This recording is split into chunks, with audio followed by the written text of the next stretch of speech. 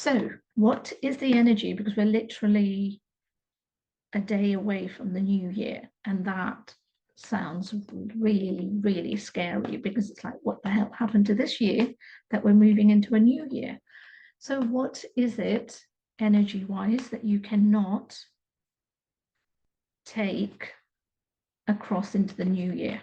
Let me pull out some cards and let's see what comes through. And I just want to do it as a 3-card reading rather than a long driven reading, because I think given, or rather, okay, it's going to be a 4-card reading because the 4th card wants to come through.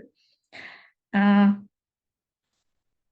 the things that you need to let go of is your what ifs, it's your doubts, it's your second guessing, it's your wondering, it's your woeful energy. It's letting go of chasing. It's letting go of, I was going to say chasing what's not yours, but what I mean by that is chasing idealism.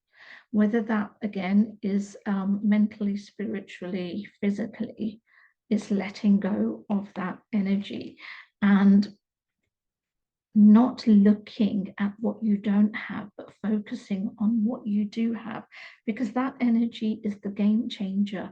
If you stay in the state that you're in, then that's the stage you're going to stay in for most of next year.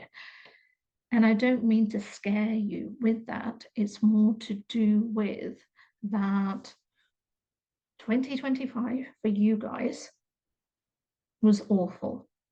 That's the energy, that's the collective, that's the signals I'm picking up. It was draining. It was hard work, not just hard work on a business career level, but hard work maybe on an emotional relationship level or person of interest level or whatever level. All the energy around it felt hard.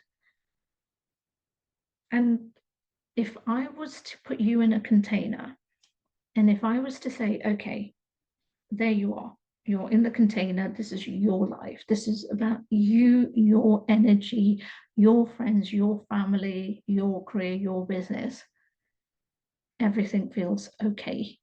Everything feels fun, fine. Maybe you had a wonderful year, I was going to say buttonholes of it, but that's not what I mean. Snapshots of it. You had wonderful moments. You maybe had a week away. You maybe had a